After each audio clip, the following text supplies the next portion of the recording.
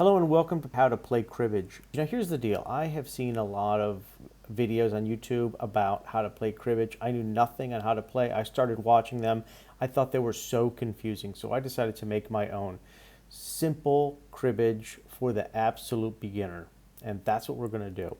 So there's going to be 3 videos here, and the reason is because cribbage is actually kind of hard to learn. It's really fun to play, but it's really hard to learn at the beginning. So it's 3 videos. This first one, which is just going to lay out like basically how to play it.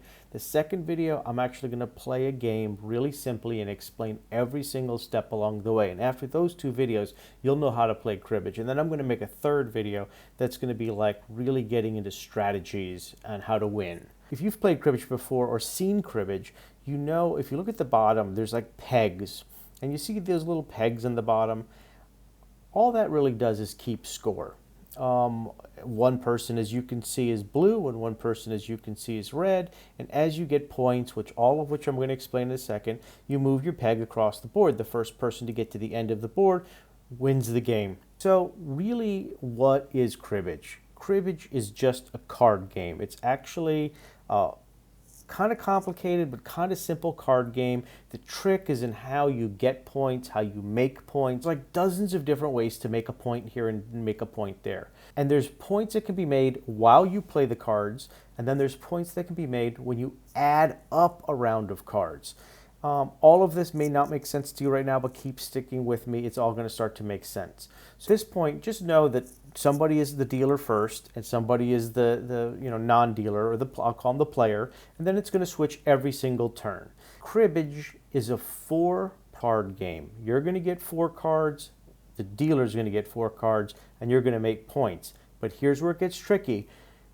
The dealer doesn't deal each of you 4 cards. The dealer deals each of you 6 cards, and then you, the opponent or the player, is going to take 2 of those cards and put them aside in what they call the crib.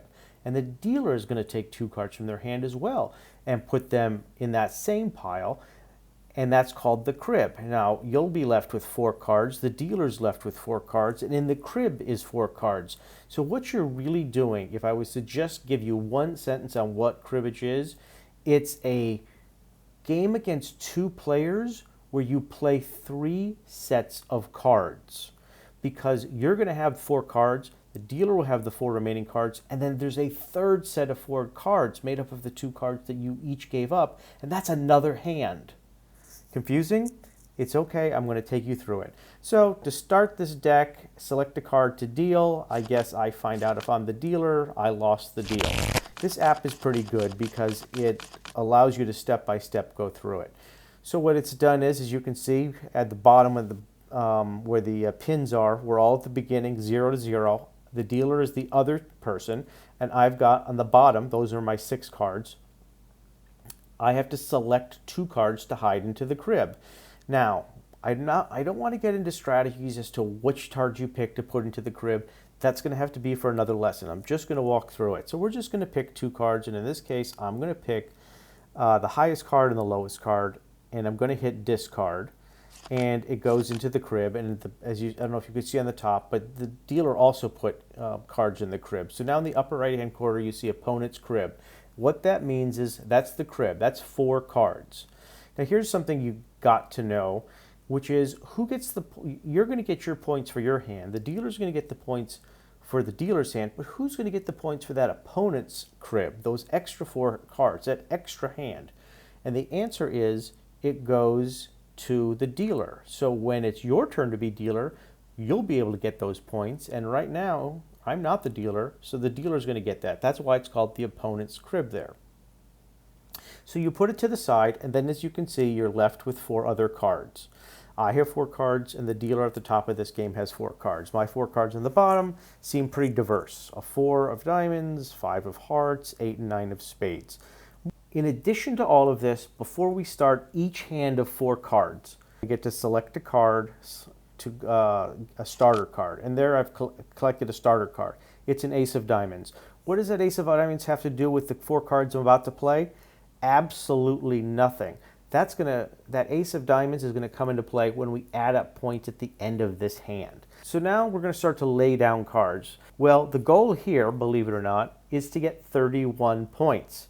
Point-wise, a card is worth what it's worth. So I have a 4, 5, and an 8 and a 9. The 4 is worth 4, the 5 is worth 5, the 8 is worth 8, the 9 is worth 9.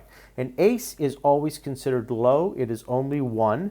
And a face card is 10. So 10s, jacks, queens, and kings are worth 10. And what we're going to do is back and forth, we're going to lay down cards. I get to go first since I'm not the dealer. I'm going to start to play and go slowly because there's lots of points that you can make along the way. So the idea is to make 31 points, and I'm going to lay down this 9. See, I click up the 9 and I laid it down. The dealer laid down a 10. That makes it up to 19. Now I'm going to already get to the first interesting thing, which is if the first few cards can add up to 15, the person who laid down the final card that gave it 15 points gets a point. So now as you can see, it's 19. It's my turn to give a card again. You have to give any card you can that doesn't exceed 31. If you don't have a card that's over 31, then you say go. But right now, as you can see, I gave a 9, they gave a queen. That totals 19. Any of the cards I give are not going to get us to 31, so I'm picking that 8. And now the count is 27. As you can see on the top, opponent says go. What that means is the dealer doesn't have any card lower than 4 or lower because they have to lay down any card that is 31 or under. They didn't get it, so they say go. That essentially means they pass, and I'm going to go ahead and play. And I got it to 31 because I had the 4. So I got 2, it says, as you can see, 31 for 2. That means I got 2 points for getting to 31. And if you look down on the pegs in the bottom, I've moved up my piece. It's done it automatically, 2 points. Okay, so now that that's done, we actually still have a few cards in your hand. The dealer has 2 cards there, and I have 1 card. We're going to keep going again. So the dealer went first with that 7. I'm sorry. So then I played a 5. As you can see, they've grayed out the first round up to 31. The dealer's already gone ahead, laid his 7. I laid my 5. And now the dealer went ahead and laid his jack. That's 22, but I'm out of cards, so I hit go. And in going, and me hitting go and not having that final card, the dealer got a point. I know the points are confusing. We're going to get to that soon. I have no more cards. I hit go. The dealer then lays down his last card and actually gets another point for going last. I know that's confusing, but we'll get to it later. So now I'm going to hit OK, and we're going to start to count up our winnings. As you can see, the dealer got 1 card for hitting go. I got 2 for hitting 31, and he also got 1 card for hitting last, so he has 2. So now we're going to get into scoring the hands. So I take back the 4 cards that I had, and here they are on the bottom again, 4, 5, 8, and 9, and it says your hand scores 2. Now here's where it gets interesting. Remember I mentioned that ace of diamond, that what they call starter card? What makes this interesting is once you add up your hand of your scores, you're not just using your 4 cards in your hands to make points, but you're also using the starter card. Then when the dealer's turn is, they're going to use their 4 cards along with that starter card. And then since the dealer also gets the crib, he's then going to take another set of 4 cards, play it against that starter card, and take all those points as well. So I got 2 points for the points in my hands. How did I get 2 points? Well, this is a great question. So let's go. You get 2 points for if you can make a 15 scoring anything using the 4 cards in your hand and the starter card. So if you look at my hand, I have a 9 and a 5. That makes 14. Plus I have that ace as the starter card. That makes 15. Let's see. If I hit show details, you'll see.